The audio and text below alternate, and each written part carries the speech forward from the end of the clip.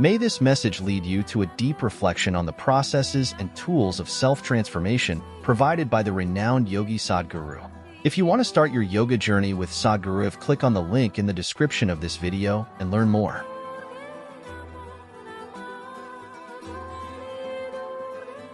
Meditation is a phenomenal… Everybody is suddenly… people who had never meditated in their lives, never even considered that possibility, are now suddenly talking about meditation, the need to meditate, wanting to meditate. Let us examine this meditation, what this is.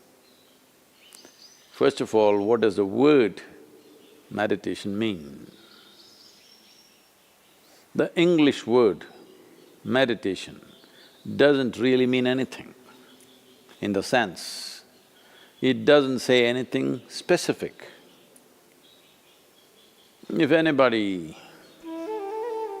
sits normally with their eyes closed, it's assumed they must be meditating. One can sit with their eyes closed and do many things. You can do japa, tapa, dharana, dhyana, samadhi, shunya, samyama. Or you might have just mastered the art of sleeping in vertical postures. So the word meditation in English language doesn't specify anything. Generally we assume, or generally people assume that meditation means dhyana. In Tamil Nadu it's dhyanam, if you go little north it's dhyana, if you go really up north it's dhyan. If you go further up it becomes chan, if you go little more east it becomes zen. Same thing. So, what is this dimension that we are trying to describe with this word meditation? One fundamental thing that we need to understand is, you cannot do meditation because meditation is a quality. A quality is a consequence of a certain process. You can initiate a process, you can conduct a process. You cannot conduct a quality. Quality is just a consequence. It is like you want flowers in your garden. You don't sit there and do flower meditation. You know what happened to the flower people If you want flowers in your garden, you don't have to think flowers. You have to think soil, manure, water, sunlight. If you conduct this process of these ingredients properly, flower and fruit is a consequence. But today, the world has become so goal-oriented. Because they're so goal-oriented, they are not interested in the soil, definitely not interested in the manure and all the other things, but they want flowers and fruit. If you want flowers without soil, manure, water and sunlight, well, you will have to settle for plastic flowers. Plastic flowers are very wonderful. Those who think of utility, it serves you in many different ways. It comes with a 5-year guarantee. Flowers are a nuisance. If you keep flowers in your house, you have to look at them at least 5 times in a day, what's happening, are they thriving well or not. But if you keep plastic flowers in your home, 5 years guaranteed, unlike your life. So essentially, the dimension and the process that you're referring to as meditation is very life-oriented. When I say life-oriented, today largely you're material-oriented or at the most mind-oriented, maybe emotion-oriented or physical body, which is a material again. Largely life has become like this. People's idea of life is, if someone says, "my life," you're supposed to understand they're talking about their job. They're talking about the economic condition in the country or in the world, about their car, maybe about their dog, sometimes about their husbands or wives. It could be anything.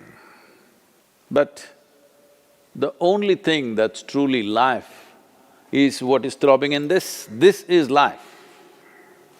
The rest are arrangements that we have made, hoping that these arrangements will allow us to enhance our life.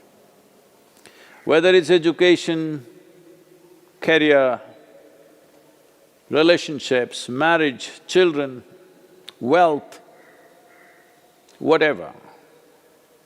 All these things one is after only in the hope that it will enhance our life. As you know, most people, instead of enhancing their life, largely get entangled with these accessories. Accessories have become larger than the life process. Well, I think in a very cruel way, the virus is bringing focus on the life. You suddenly understand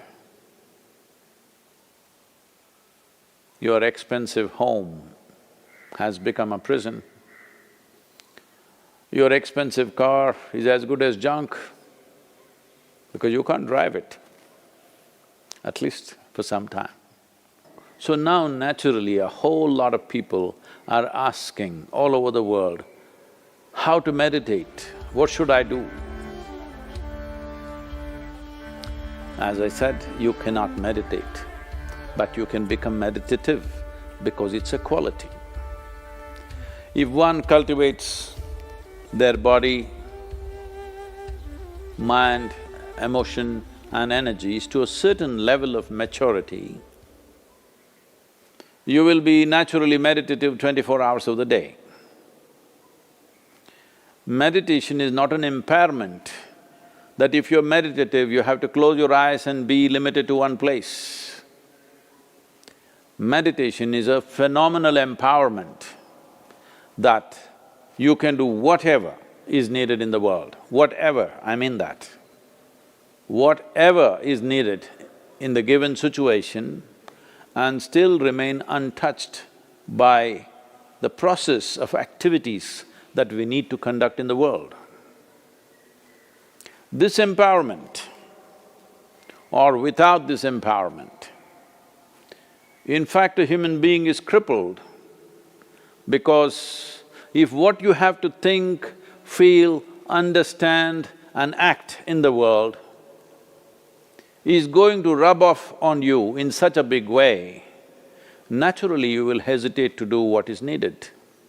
Naturally you will avoid doing things that need to be done.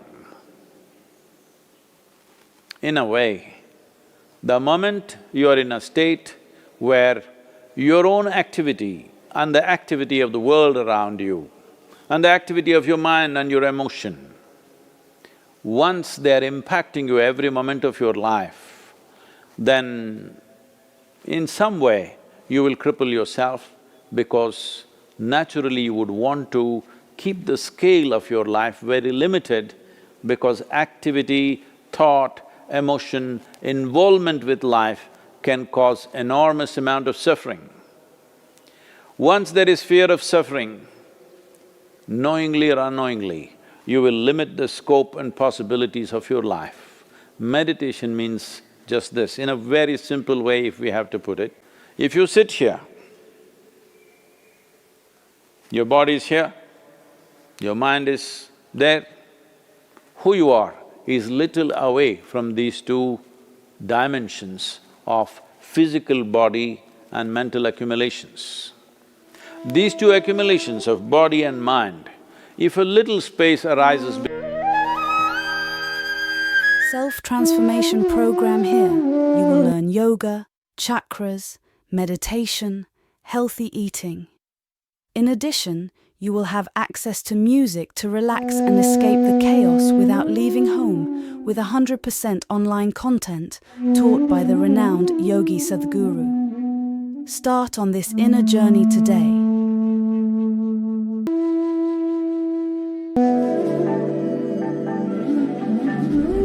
The best way to regenerate your spine would be by doing Yoga Namaskar. It has all-round benefits for the entire body.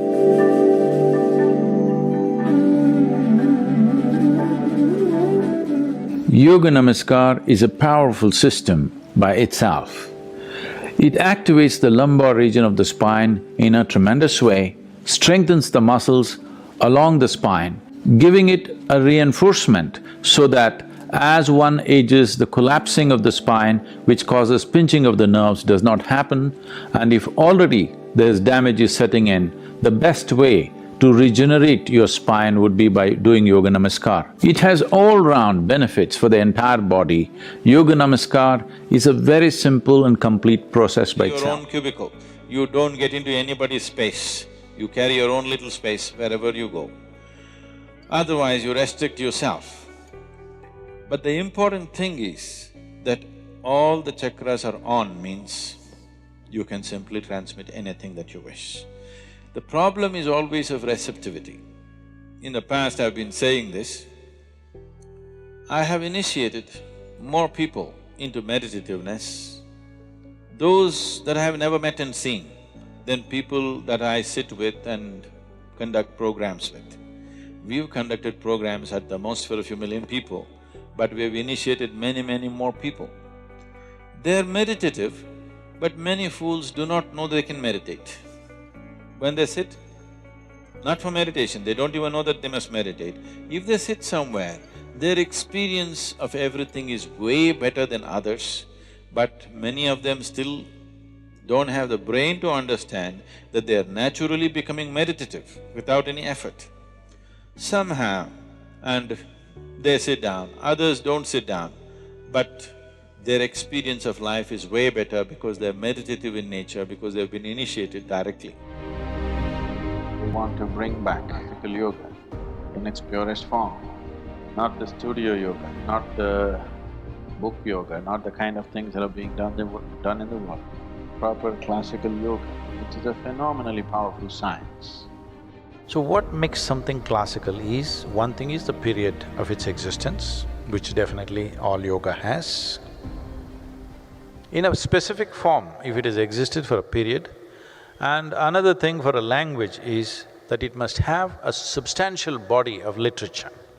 The Hatha Yoga, as we are teaching, this is not happening now, this has happened for millennia in this form.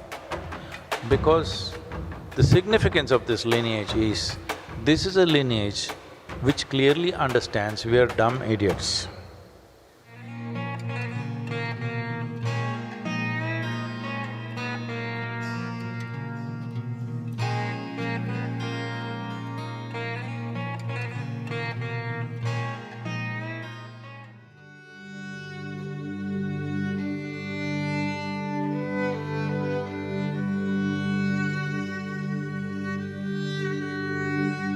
Like never before, distortions are also happening to yoga. Serious distortions, most ridiculous distortions are happening. So at a time like this, going out in the world and offering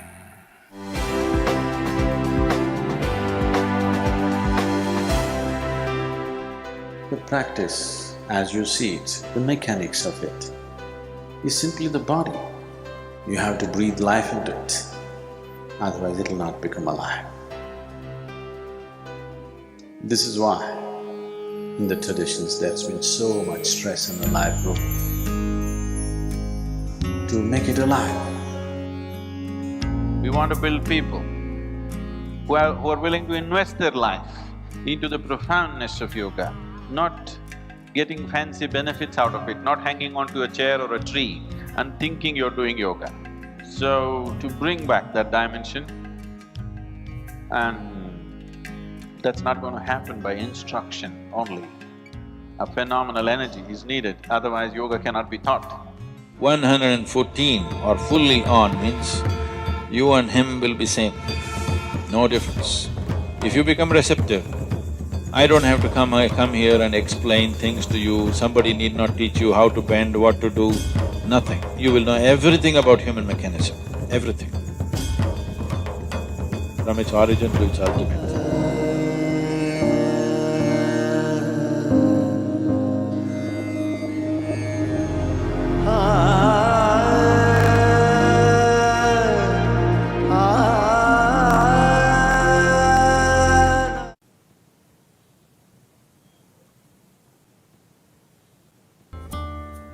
It is all within us.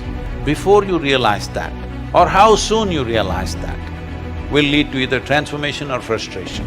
It may be just momentary for a whole lot of people, because people will feel terrified. You will see they were struggling in pain, this, that was happening. A few are bewildered, what's happening? Because they never thought this will happen to them.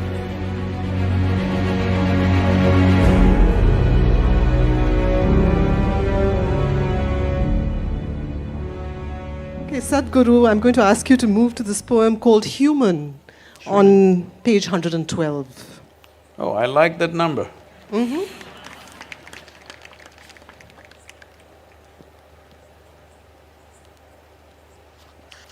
112. Human. Human. Even when at home, I longed for home, searing pain of longing for home, strangely got cured in being homeless. When the walls of home dissolved, a pristine home, unwalled and unfettered, devoid of love, affection or companions blossomed, shall I call it my being?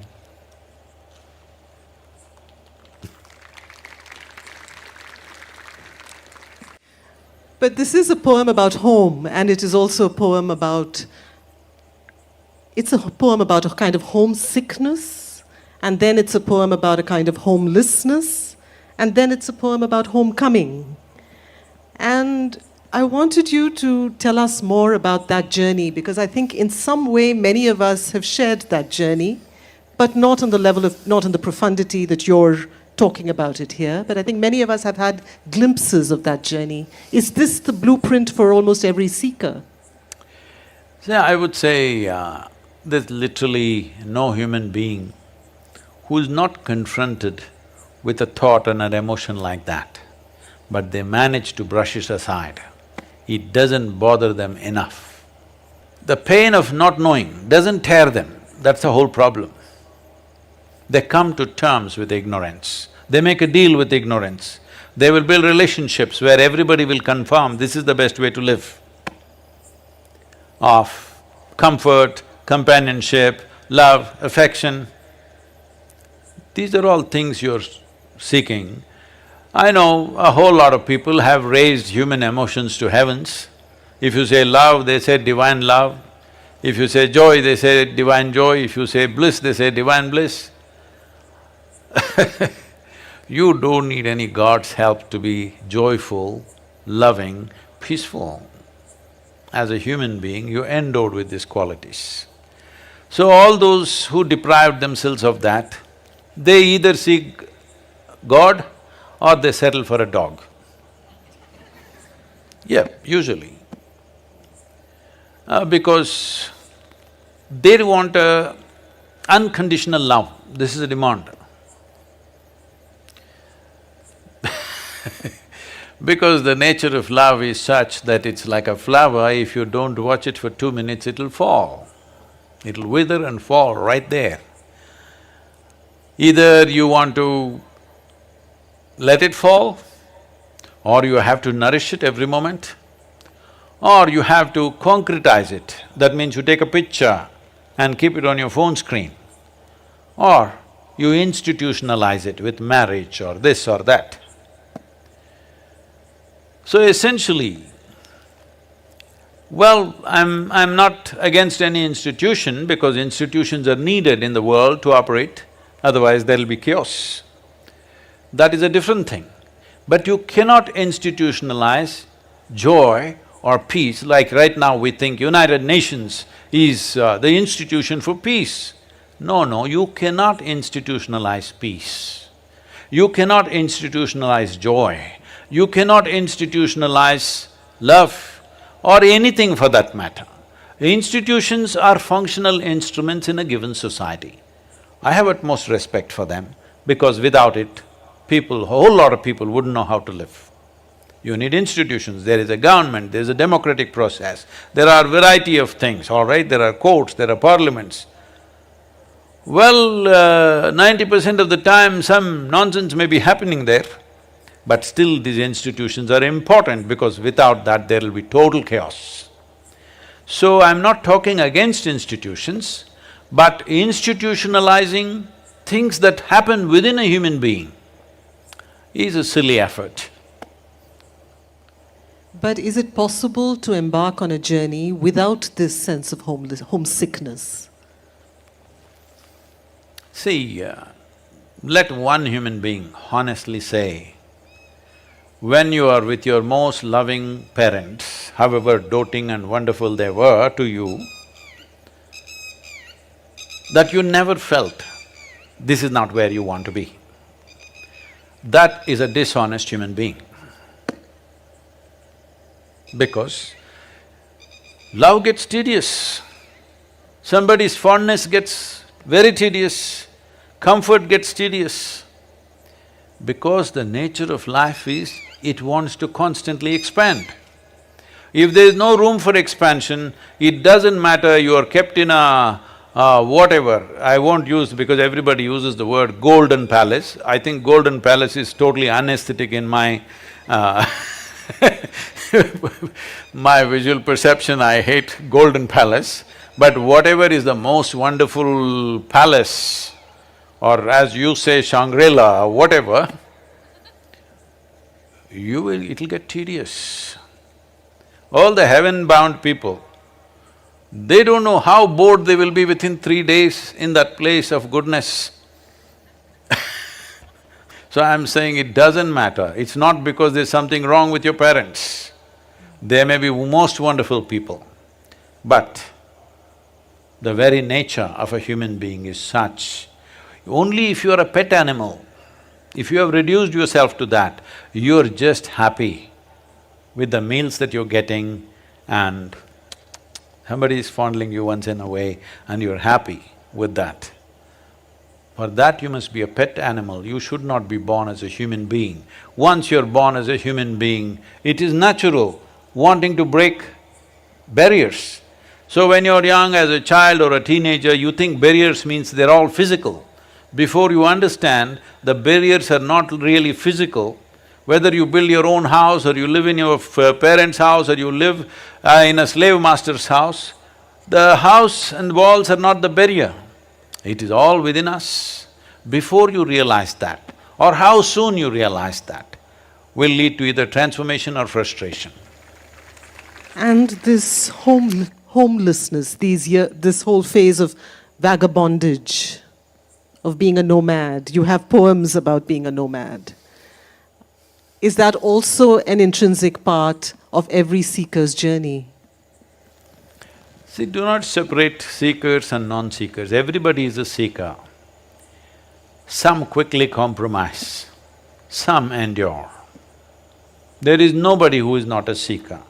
Some seek and forage within their own limitations, some want to seek, some seek in a safe manner, some seek dangerously.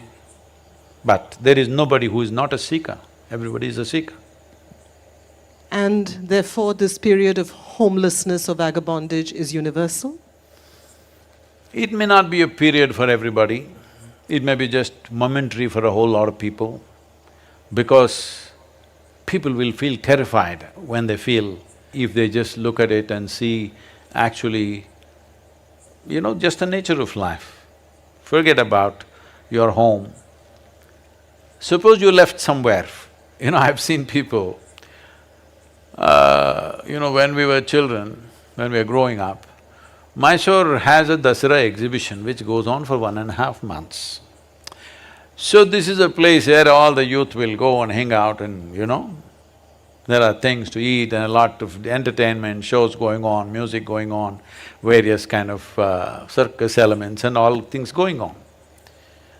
In this in this exhibition grounds, which is hardly maybe 10-15 acres, maybe 20 acres of land, and full of lights everywhere and shops and stuff's going on. Every day, either children or women or some men, they get lost from their families in that crowd. Maybe 50,000 to 100,000 people will be milling around and people get lost. All the time, when the music show is happening, one policeman will announce, there is a child here by name Vikram, his father's name is this thing, his mother's name is this thing, he is crying here, come immediately. Hey, God damn it, we came to listen to music. If you brought a child, figure out how to hold on to you. If you don't figure that out, ask him to come and wait at the gate and pick him up there. Nothing is going to happen, all right? These are not times where great amount of kidnappings happening, anything in Mysore. Nobody kidnaps you in Mysore. At least nobody kidnapped me. So this ridiculous thing, and grown-up women, they're lost from their husband or their family, bah, crying in the middle of the road, bah, bah. It's a well-lit place, the whole damn place is overlit, all right? There were no phones, that was the only thing. All you have to do is go near the gate and wait, or if you're a car or a motorcycle, go and wait there, or just stand there. Let's see if your man wants to find you or not. I'm saying they will be…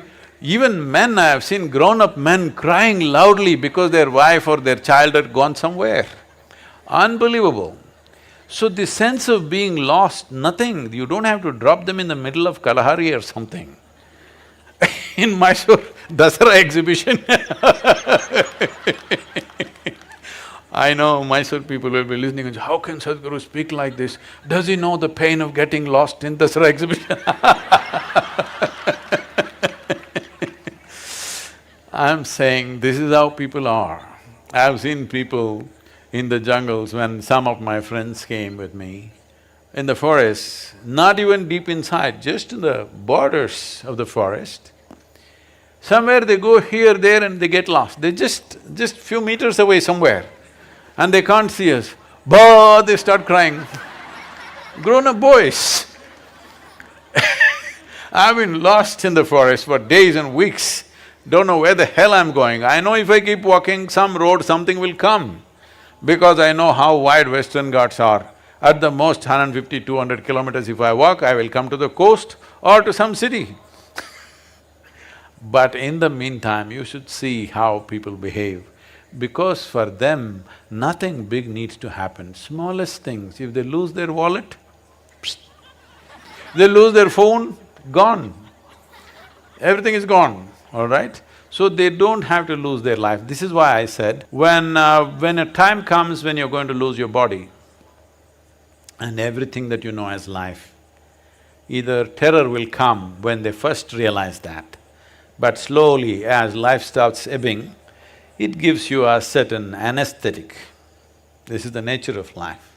Because life doesn't just pop out like this, it is leaving slowly.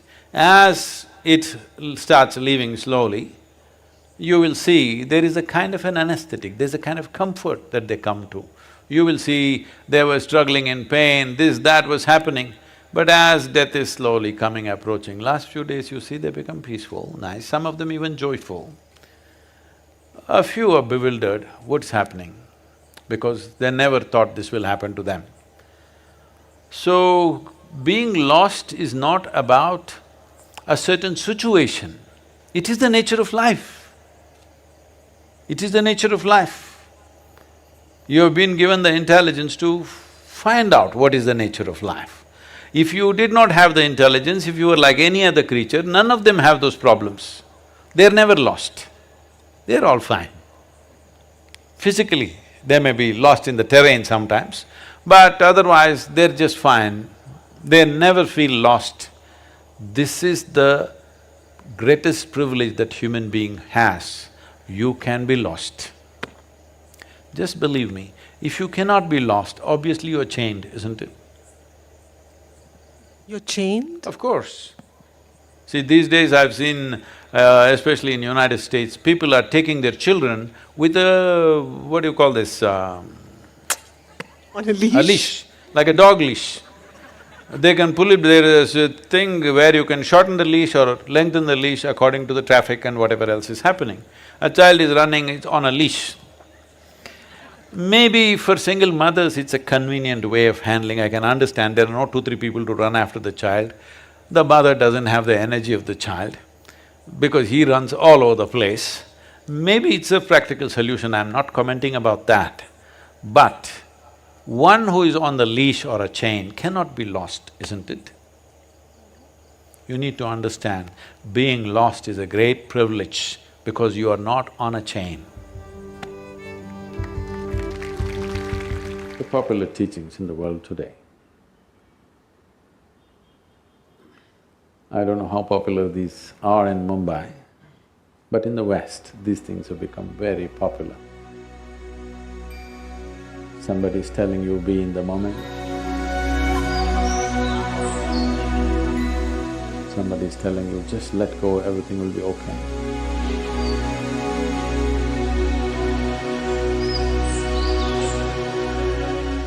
That means there must be somebody taking care of your life from behind, then you can let go. Someone telling you, just do one thing at a time, don't… See, these are all regressive teachings in the sense. Just to explore one or two. What can you let go, tell me? They're saying, just let go, God will do it. Well, life has not really gotten you yet, that's why you're talking this language. You're living in a fanciful world. When life really gets you, then you will know you can't let go anything, you have to manage. You let go your business today and see what'll happen. Or try something more dramatic. You're driving today, just let go. Lot of people seem to have. Just let go and see either you're dead or somebody else is dead. Now, these popular teachings, which have unfortunately become popular, has messed up humanity in a big way. I faced a group of people recently in America, where they're staunch be-in-the-moment people. I'm asking you, can you be somewhere else? Be somewhere else and show me, please. Can any of you be anywhere else other than this moment, I'm asking? Can you be? Can you be somewhere else than here, right now? No. Then why do you need such a teaching? What they're trying to tell you is, don't think about tomorrow, don't think about yesterday. That will happen if you take away half your brain. If I pull out half your brain, you cannot think about tomorrow, you cannot think about yesterday, just be in the moment. This is all coming because people do not even know how to sit in one place peacefully, okay?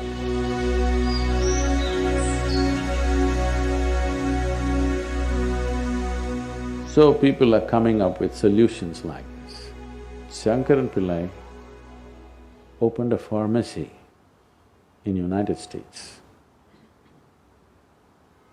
And one day he had something to attend to, some little chore that he has to attend to.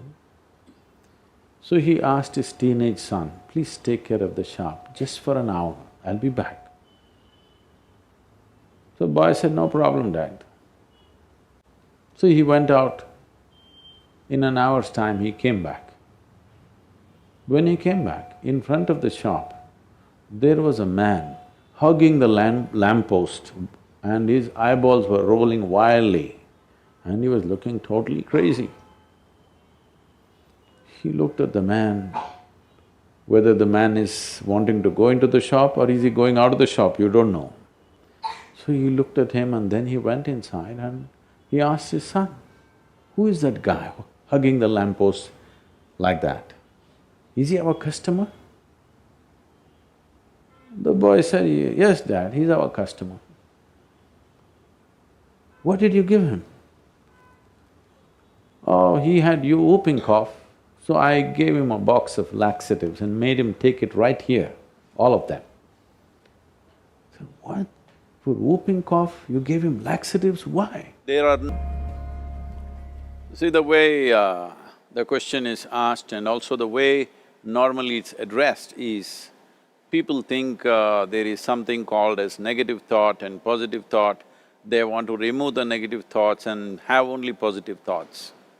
For such people, I would ask them to just experiment for 10-15 seconds. Let them forcefully think about bad things. Well, since then it's been a full-time job. So there is no way you can handle the mind like this. This doesn't need any great enlightenment. If you spend 2 minutes with your eyes closed, you will realize you cannot do anything forcefully with this mind. So, I want to remove negative thoughts. Do not ever go in this direction because what you want to remove will become your quality. Always you will be on it. So what should I do? The thing is this, without understanding the fundamental mechanism of this mind, because our mind, human mind, is the most sophisticated computer on the planet. Even all the supercomputers have come out of this. When this is the case, is it not important that we understand the mechanics of how it functions? One simplistic aspect of how it functions is, there are no subtractions and divisions in our mind. There is only addition and multiplication. If you try to do something with it, it will say one more. If you try hard, it will multiply into many more. In this mind, you don't try to identify what is positive, what is negative and try to remove it. First of all, one needs to understand, this mind of yours, this body of yours is supposed to serve you. The life that you are is important. Body and mind are vehicles that must serve us. If you sit in a vehicle, it must go where you want to go. If it goes to its own destination, what is the point of such a vehicle? It's just a nuisance. Right now, most human beings are unfortunately experiencing this fantastic possibility of human mind as a nuisance, as a troublesome thing. Well, this is the most beautiful thing you have. It's just that you need to pay little attention as to how it functions. One simple thing is this, first and foremost process is, that's why we put out this process called 𝗎𝗍 Kriya, distance yourself from your physiological and psychological process. There is something called as you which exists. This is not a composite of all your thoughts and emotions and physiological processes. Beyond that, there is you. If you close your eyes, even if you cannot see anything, you're still there. It is through the window of your eyes that you're looking out, but if you close your eyes, it doesn't mean that you don't exist, you still exist. So beyond your thought, you still exist, beyond your emotion, you still exist.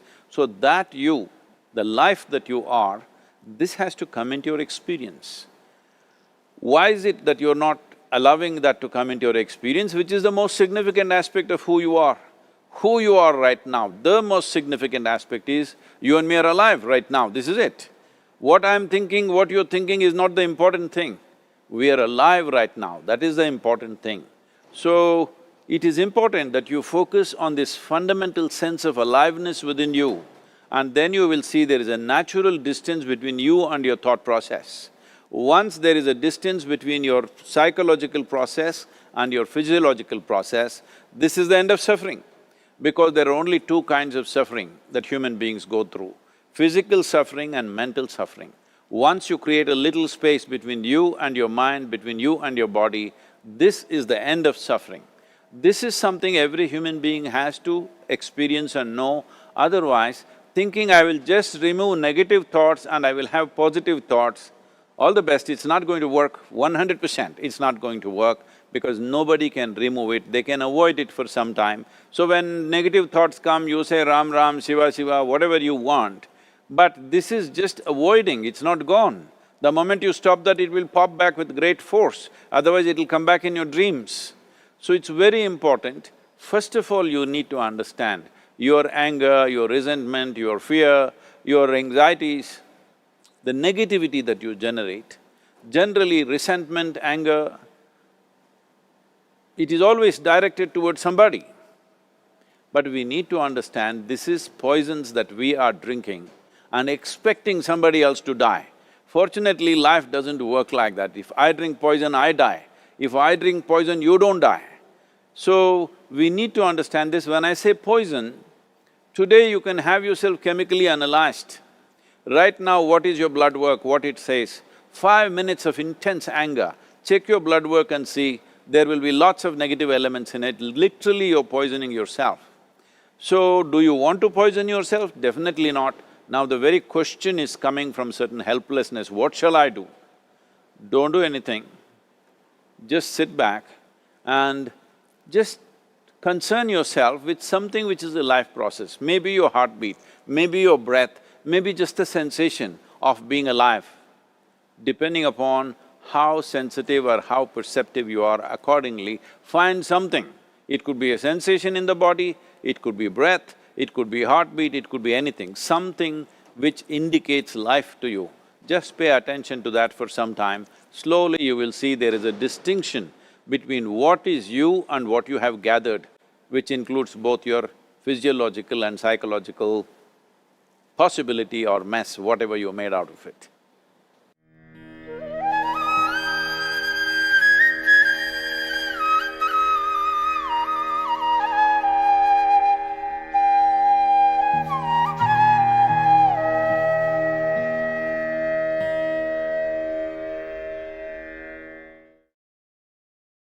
All these things can be quelled from within if only we are willing to pay a certain level of attention to the innermost dimension of who we are. These things can be altered just by bringing about a certain balance in the system, activating a certain level of inner energy. The inner engineering process is just about this, that you find access to this deepest dimension of intelligence and competence within ourselves, which is capable of generating this body, creating this body from what kind of material?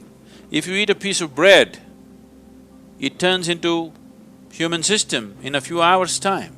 So there is that dimension of intelligence and competence within this. If only you found access to that. Health is not even something that you have to struggle with. You know what this is? This is called a Rudraksh, okay? Rudraksh, as a seed, this tree mainly grows at certain altitude. Somewhere between 6,500 to 12,000 altitude is where Rudraksh grows in the Himalayan region. And it has very unique vibrations. It brings down the blood pressure in your system, your nerves will be calm. There are various types of Rudraksh, from a single-faced Rudraksh to 21 faces. These are for specific purposes. For people who are in family and social situations, the best thing to wear is always the 5-faced Rudraksh. These are called Panchamukhis. A 5-faced Rudraksh, if you see, there will be grooves, you can count the faces. 5-faced Rudraksh is the best. You heard of Bernard Shaw? Not heard of Bernard Shaw? The drama… the playwright? Okay. A new a new playwright who wrote a play and directed it, invited Shah to come and watch his play. Shah went, sat there. Within a few minutes he slept off. When the play was over, the young artist or the young writer, so you are not sleeping well or you're sleeping well, it is a commentary on your life. There is another kind of dream which is not really a dream. Now, there is Bhairavi here. She is a dream, we dreamed her up.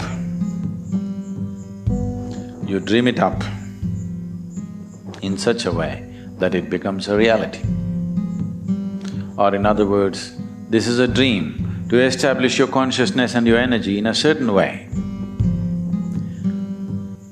I was mentioning the other day also, down under in Australia, the Aborigine people call the time of creation as dream time. Creator dreamed it up. In India, we call this Maya or illusion, or an illusion can be called a dream, isn't it? It's called dream time. The time of creation is referred to as dream time. We say, Leela, he's playing with, Creator is weaving his Maya and playing around. The words Leela and Maya describe creation in the most appropriate manner, because that's how it is. And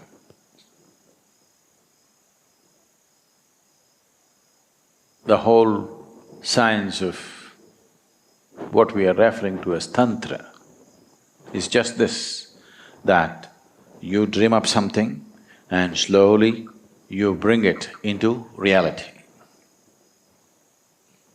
First you create it here and slowly roll it out and it becomes a reality.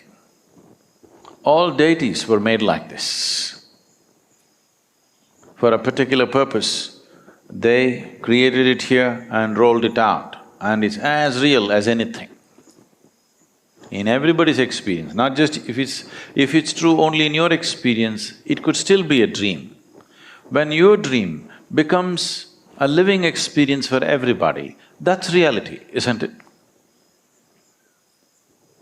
Not because you're trying to influence them by suggestion, not because you're trying to hypnotize them with a powerful suggestion.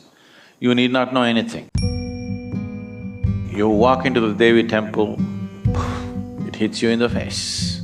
You don't have to believe anything, because now she's reality. But just 2-3 years ago, she was just a dream. So this dream, now a manifest reality. And all of us happened like that. It's a dream which found a physical expression in a certain way. But without using any material, you can give an expression to a dream.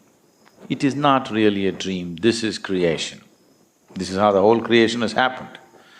If you can play with the illusion. When I say play with the illusion, suppose I can play with a ball. There is no ball, but I start playing. If we do this intensely enough, after some time, there will be a ball. Not that we have to get a ball from somewhere. If you do this, actually you can feel something bouncing around. Not just in my experience, whoever comes here, they can feel the ball. So this is creation. And that also is rooted in your dream, because if you cross the boundaries of Sanchita, then you're touching the dimension that which is the source of creation. There, if mind can function, usually when you touch it, mind will be so overwhelmed unless it's trained that it just becomes poof. This probably some people are describing as no mind. You go into a zone or a space where the moment you come in the presence of an energy which is beyond your understanding, you freeze. This cannot be termed confusion. It's a state where mind will not exist unless it has gone through a certain level of preparedness. So when you come in front of, or let's say in traditional terms, you would say, now you faced God. Now your mind is frozen. What a waste, isn't it? So much you need to get there. When you get there, you're frozen. It's still useful, but if your mind is trained enough, if there is substantial sadhana behind you, when you cross that place where there is no memory, right now, your mind exists the way it exists only because there is memory, you understand? When you cross that boundary where the terrain of memory is over, only of perception is there, most minds, I would say 99.999, you can put as many nines as you want, that much percentage of the minds will be frozen if they have no memory to operate. These minds are operating only of existing memory. If memory is taken away, they will not know how to do anything. What you're doing as yoga is to train the mind, train the mind, train the mind to a place where tomorrow if memory falls down, your whole karmic structure just fell down, still you have a mind. Then, if your body falls down, that means if you fall dead, you still have a mind. Now you can navigate yourself where you want, otherwise you go by your tendencies. So these are four types of dreams. The last one you cannot really call it a dream. It is…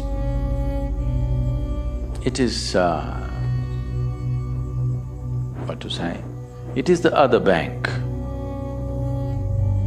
It is not this bank, it is the other bank of existence. So, one thing that I must tell you as advice is, whatever the dream, learn to ignore it. Because if you start looking for meanings in dream, you will lose meaning for your life. You will become hallucinatory. In United States of America, there is a segment of people who believe that next time when Jesus comes, he will come in United States. Generally, it's believed he will come in Mount Olive in Jerusalem, but now US people are saying, why will he go to Israel? That's not a good place to go. He will come in United States. So they asked me a question like this in a large gathering, Sadhguru, what do you think? Jesus will come in United States or in Jerusalem? I said, see, last time he came in Jerusalem and he said, come follow me. Only 12 people. Today you're celebrating him as a great being, but only 12 people followed him. In that, one of them freaked on him, all right? But if he comes to United States today, if he says, come follow me, you have a bank loan, student loan, car loan, house loan, holiday home loan, you are mortgaged for 45 years. If Jesus says, come follow me, nobody will be there because everybody has to go to the bank. So you have entangled yourself in such a way, even if the most significant things happen, you can't change the direction of your life. Hello? If the greatest things came your way, you cannot change the direction of your life. This is a slave's life, isn't it? What is slavery? He cannot choose. That is slavery, isn't it? Now, you are making that kind of arrangements in your life, you cannot choose, you're stuck in your own arrangements. A spider weaves a web for other things to be caught. But if you're that kind of a spider, you build a web in which you are caught, you're a stupid spider, isn't it? And most human beings are in that condition. If something significant happens here, you are going this way. If something really significant happened this way, you can go this way. Your arrangements will not trap you. This is an intelligent life. If you are smart enough, you will make arrangements that support you, not arrangements that entangle you, isn't it? This is a release of prarabdha. This could have some meaning. In the sense, if you don't have to observe the images of the dream, you have to observe the residue of the dream. Depending upon how the dream has worked out, is it just working out of your latent desires, or is some other memory playing a role in making this happen? You don't go about looking at the imagery. Imagery is not important, but the residue it leaves on the body. When you wake up in the morning, how do you feel? See, this is the reason why those who closely watching their life avoid all intoxicants and stimulants. If you're pumping in intoxicants and stimulants, you cannot notice anything. Every day early morning feels like hell anyway.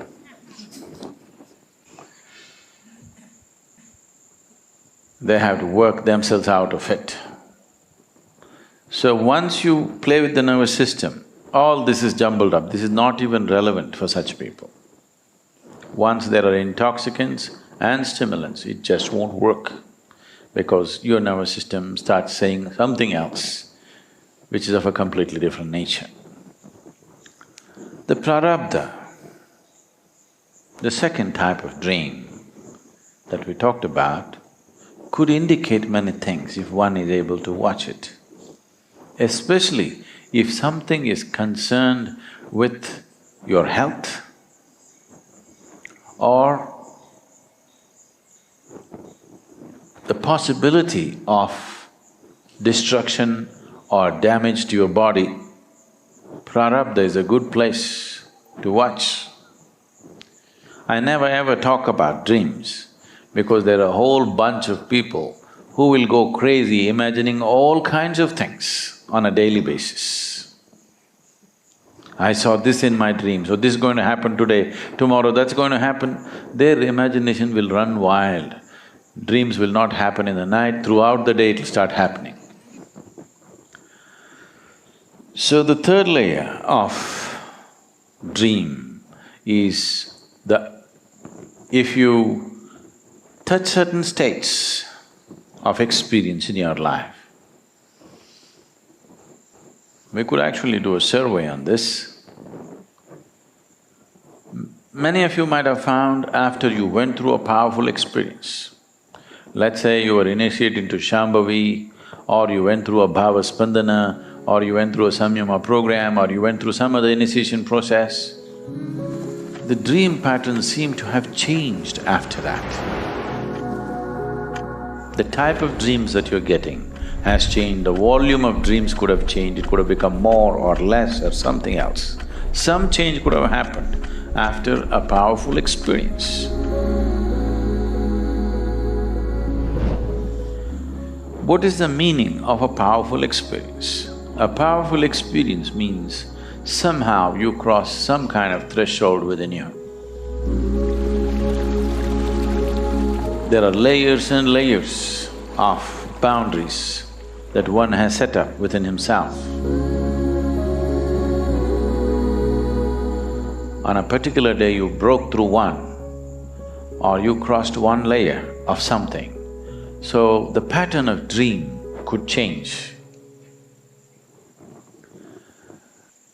So what was not in play, that memory bank which was not in play, has begun to come into play, new release. I don't know if you understand. In India, every Friday they say new release, that means a new cinema is coming. So this is a new release. These can of worms were never there, suddenly new release. Because a powerful experience happened and broke through a certain barrier of memory. These barriers are your protection, because if all of it opens up at once, no mind can handle it, it'll just break. So this is called this storehouse of memory or storehouse of karmic substance is called sanchita. This means this is a warehouse of memory. If all of it comes, nobody will be able to handle. So, something from that entered your life. That means this life has become a larger scope than what it was before. Your life was playing out to a certain volume of memory. Now if you break through with a big experience, it has become a larger scope. Larger scope means if you handle it efficiently, larger scope is a great thing. If you handle it inefficiently, larger scope is lot of trouble. In fact, that is all human beings are struggling with, that human life has a larger scope than other creatures. That is the problem, isn't it? If you were like any other creature, you could eat and sleep and be fine. Because it has a larger scope, that is the trouble that they're suffering.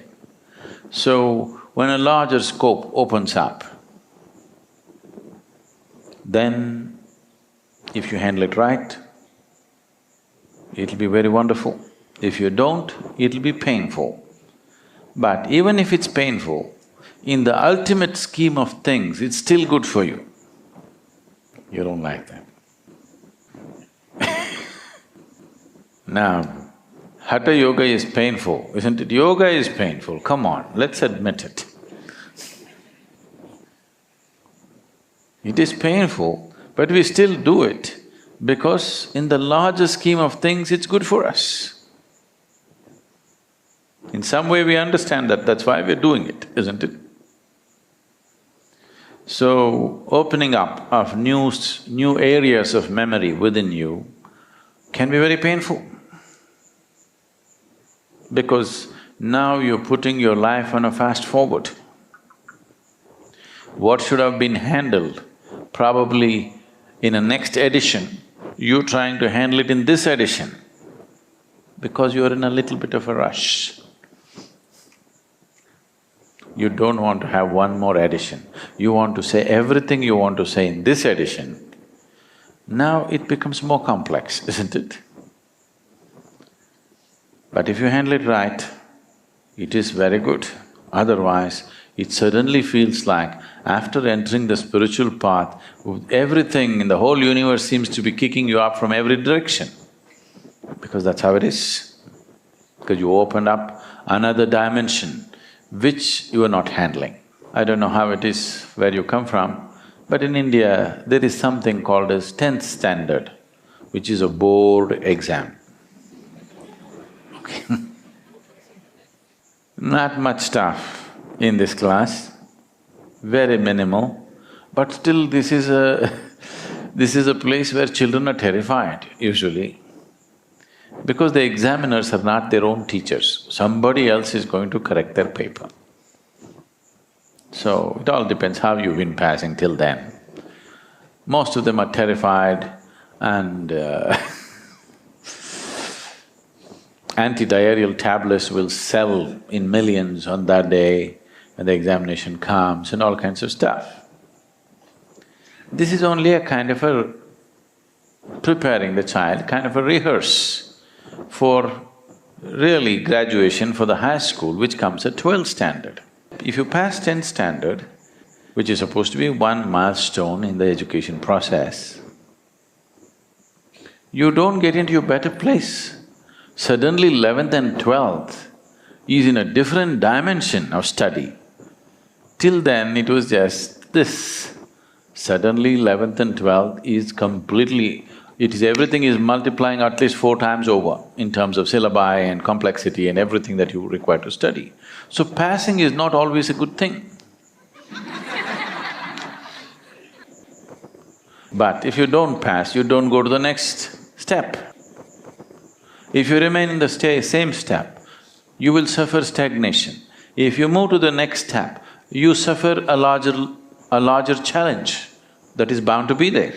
So this is just like that.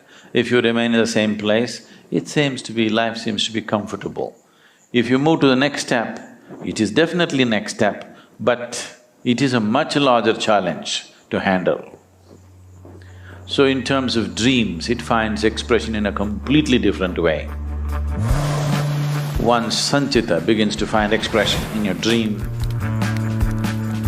it will become completely, absolutely meaningless dreams. One spot here, one spot there, one this, one that, nothing will be continuous. It will start happening wild dreams without any meaning. You cannot ascribe any kind of meaning to it.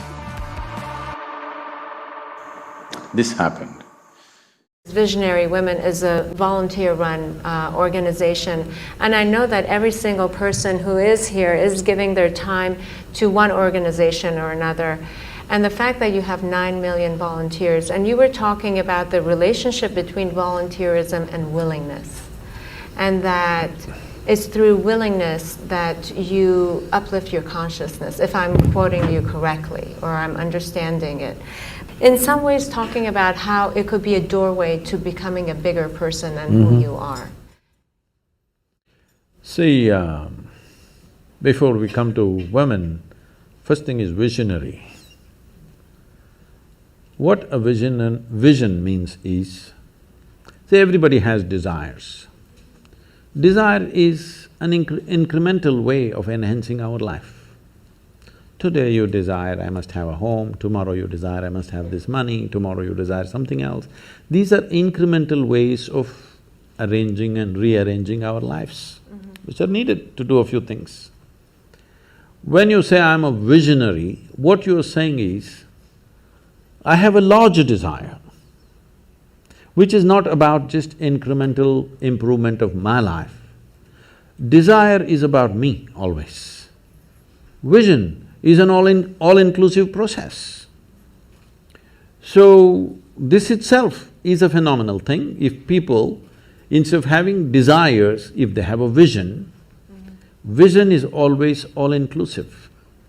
Desire is personal. Desire leads to incremental changes and improvements. Vision can transform the whole situation.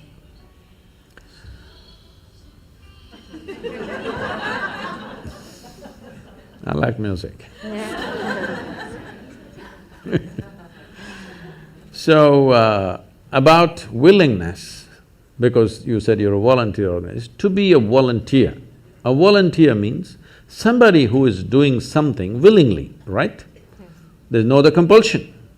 There are no financial compulsions, there are no social compulsions, there is no something else. You want to do something willingly. So when you're a willing participant, right now, you're a volunteer. I'm asking all of you, right now, are you compelled to be here or are you here voluntarily? Oh, thank you. Because I've spoken to conscripted people also, I've spoken in the prisons, I've spoken in many places. So you're here willingly. You're doing something willingly is the fundamental of your joy, isn't it so? Hello? However simple or stupid or idiotic activity it is, I'm doing something willingly, makes a world of difference, isn't it so? Hello? Yes. The difference between heaven and hell is just this. You're doing something willingly, that's your heaven. You're doing something unwillingly, that's your hell. We have already taken on attitudes, what we like and what we don't like. I like this person, I don't like this person. Now with this person I will do things willingly, with this person I'll do things unwillingly. This may be two people, two aspects of life, two communities, two nations, two many things. This I will do willingly, this I do unwillingly. This means I've decided in my mind this is good, this is bad. When I hear even on national news channels, good guys and bad guys, it just… Once you have this kind of thing, you are going to be disastrous to the planet, it's just a question of time.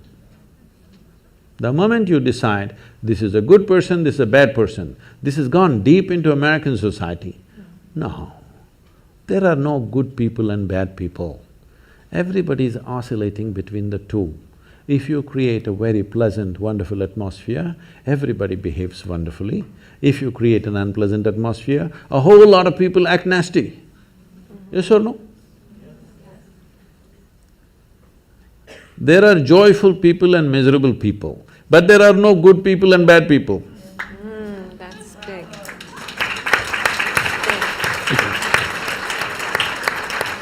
The moment we think we are good, we are entitled to destroy the bad, isn't it? Yeah. Oh, we've been destroying a lot of people for a long time. Time to stop that. Because human beings are in different levels of experience and understanding, variety of people. Anybody who is not like you is obviously bad, isn't it? Isn't it so? Those who are not like me must be bad people.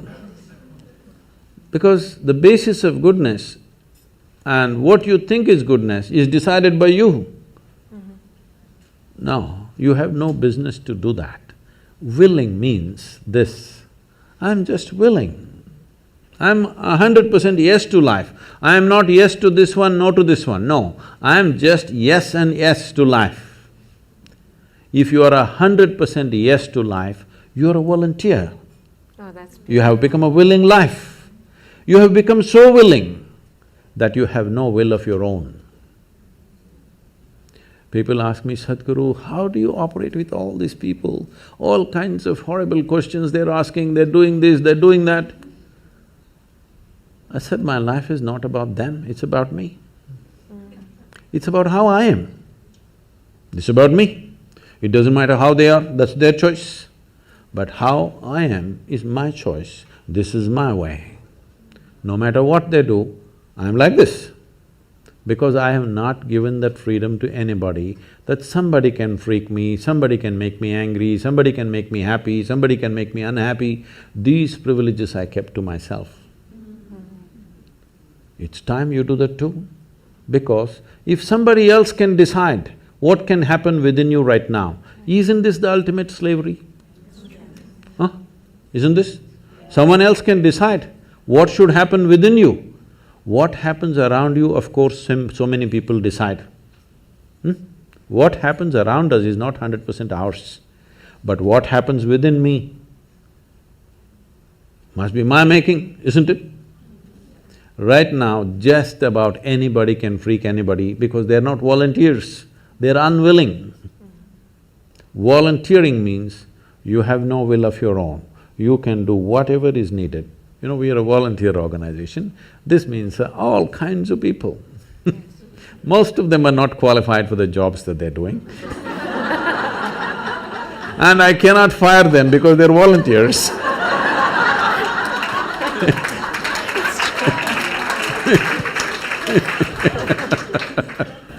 So people keep coming up to me on a daily basis and say, Sadhguru, I can't work with this person, she's so horrible, I can't do it.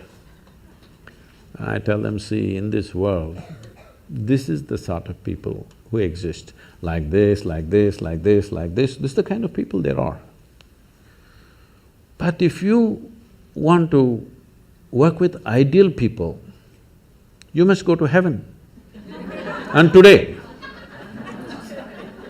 Today. But if you think what you're doing is very significant, you must learn to work with all these horrible people. This is how the world is. If you think what you're doing is very significant, you learn to work with all kinds of people. You will see horrible people will do wonderful things. Yes? Yes, yes. But if you want to work with ideal people, you won't find any. I haven't found one yet. All kinds of mixed bags. Yes. But if you are willing that you are not yes and no, yes to one, no to another, you're simply one big yes, you will find a way. Thank Thank you so much. That I always say that it's the resistance to life. Many problems that human beings are suffering is simply because we have lost that awareness as to how to be in sync with the many forces. If you become in rhythm with life, you will also wake up somewhere after 3 a.m. At that time, if you sit up and do whatever process you have been initiated for, it will bear maximum fruit.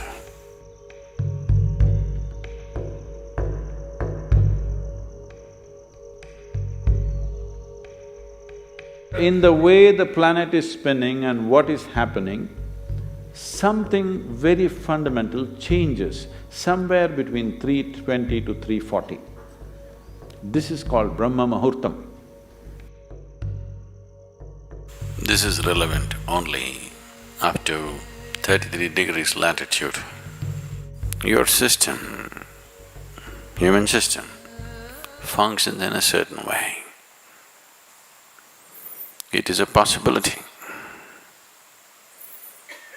So, there has been an awareness about making use of this possibility. Your life is a product of many things that we call as the universe, many things that we call as existence.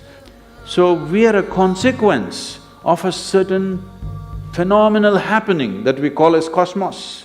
We are not an individual existence.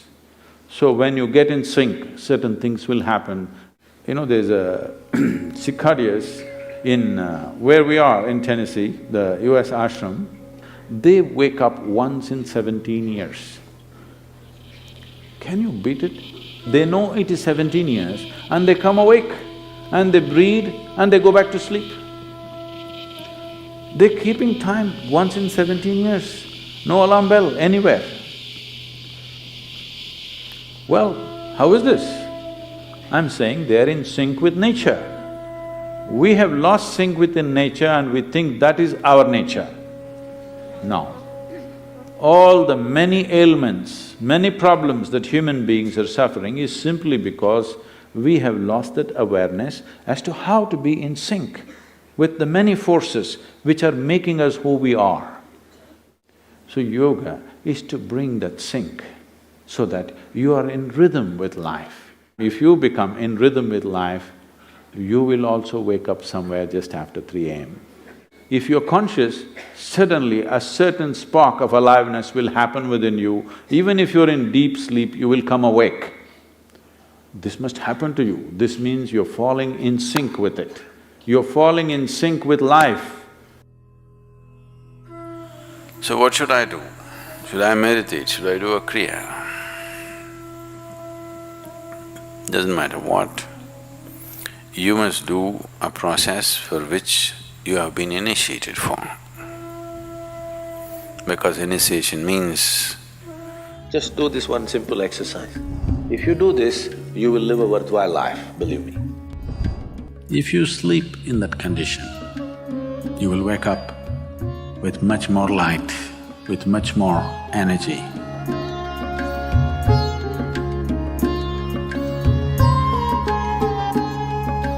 Generally, in India, they told you should not put your head to the north and sleep. You're aware of this?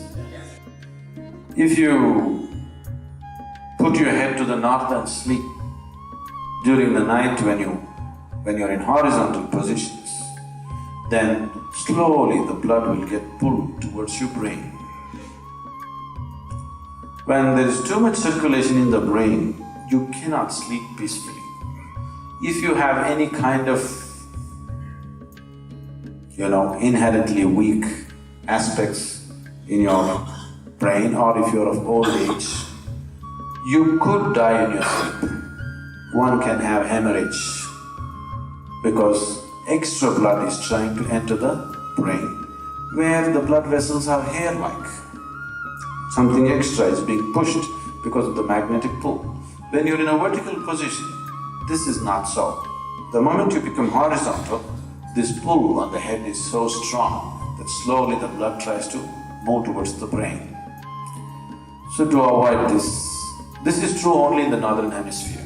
If you go to Australia, you should not put your head to the south. If you're in India, you should not put your head to the north.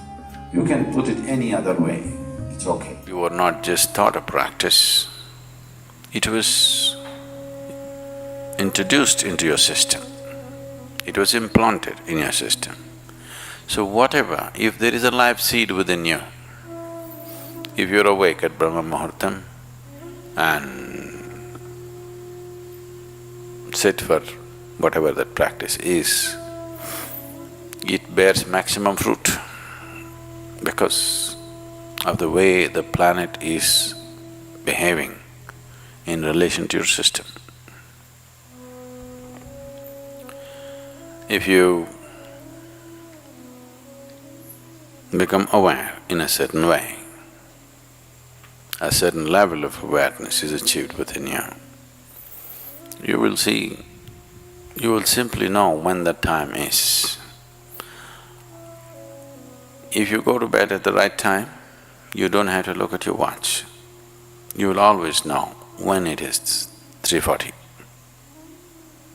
because the body will behave in a different way. At that time, if you sit up and do whatever process you have been initiated for, not what you picked up from a book, it will bear maximum fruit. The seed will get the necessary support at that time for it to sprout or spurt up more rapidly than at other times. This is only for the initiated. If you are not initiated, you're a book yogi, then 3:40, 6:40, 7:40, not so much of a difference. Sandhya kalas are more important for such people. Sandhya means 20 minutes before sunrise, 20 minutes after sunrise, or 20 minutes before sunset and 20 minutes after sunset. The same goes for noon and midnight, but they're of a different nature. So these two twilights are better for the uninitiated. 3:40 is good for those who've been powerfully initiated.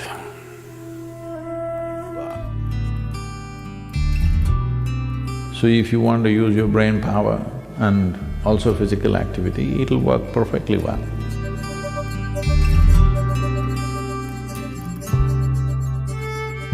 If you simply observe your own digestive system, the way it is built, there are enough parameters clearly telling you that this is built for vegetarian diet. We started eating non-vegetarian diet for survival. When survival was an issue, you eat whatever is available.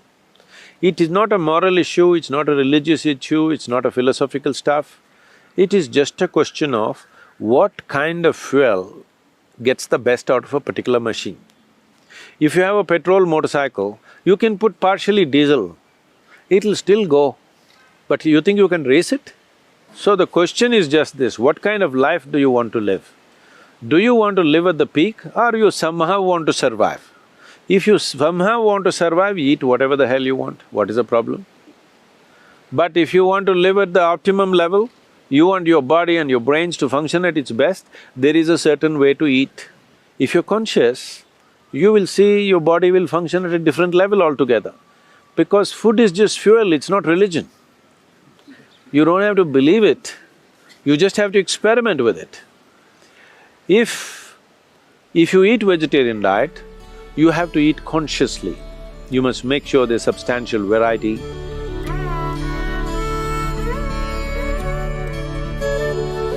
Nutrition just does not mean just verifiable facts. Nutrition is about that which supports your life. So in those terms, the millets have a certain power to support human body in many different ways. Millets have the highest level of protein content among all cereals, and the calcium content, iron content and many micronutrients which you will not find in regular commercial wheat and rice that largely populations are consuming today. So particularly in Karnataka, Just about 40 years ago, every home had ragi diets. Ragi mudde is very popular and ragi can be made into so many things. Ragi ambali was a constant thing for children growing up. And ragi dosa, ragi roti, all these are very popular things. Just about anything that you can do with rice, you can also do with ragi. But we have fallen into one cereal trap, shifting at least 50% to millet diet. Even if you cannot go 100% because of travel and other things, even shifting 50%, you will see three things. One thing is your general health and level of energy will be way higher than what you're experiencing right now. Next thing is, you can consume much less food and still be energetic and maintain your weight levels.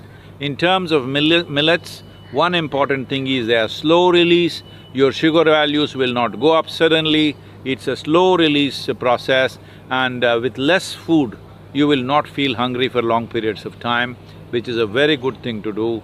This is very easy. Those of you who tend to fast and try to balance your diet by doing fastings and intermittent fastings and things like that, you will see millet is most supportive for that kind of lifestyle. And above all, millet is closely connected to the land in which you live. It is a natural aspect of the land, and that is the best thing to consume because the land, the soil and your body are not three different things, they are one and the same. Will we get this now? Or will we get this only when we are buried? This is the only question. So millets should be brought into our lives. Every responsible citizen should do this for the well-being of their own health and well-being, and for the well-being of the country and the world and the ecological diversity of the planet. And especially if you have growing children, millet is a must in your home.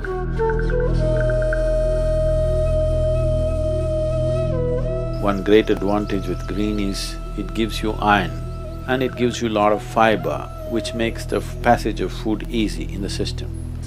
The protoplasm in the leaf, which is what gives it the green color, you can never digest that if you eat it raw. If you cook it, you can digest it partially. Certain aspects of the green leaf you can absorb, rest of it just goes waste. But it serves another purpose, that is, the fiber is one thing. And if sufficient green leaf is eaten, even uncooked green leaf, if it's eaten, it works like a brush. It takes away the mucus in your digestive tract. You have seen, if you have dogs or cats at home, once in a way they will eat grass. That is not their diet. But they eat this so that mucus is cleaned up. They are all conscious enough to know when their system is loaded with mucus. Human beings, too much mucus here, so they're not able to notice it. Otherwise, you're supposed to notice it.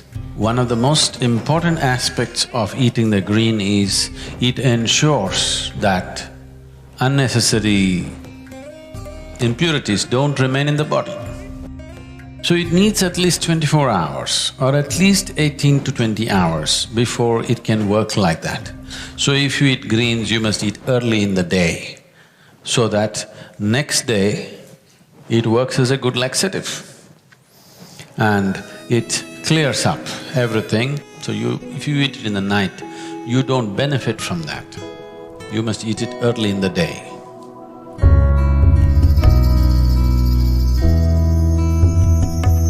So, you know very well, the most easily digestible food is fruit. Digestion means the Taragni, the digestive fires as they are known. If these fires have to burn most effectively, fruit is definitely the best thing. So fruit can do miraculous things to the body. Sufficient consumption of fruit can do great things to the system.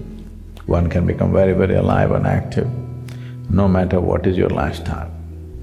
But if you're doing very menial kind of job, let's say you're digging outside every day physically, not with a machine, but you're physically digging and doing very hard work, then you may find every 2 hours you get hungry because of the fruit.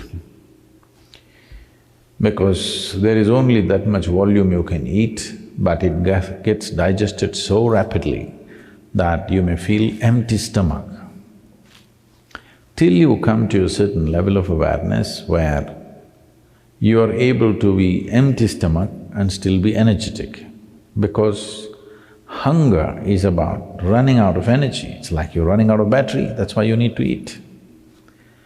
But today, a lot of people, or most people I would say, when they feel little empty in the stomach, they feel like eating.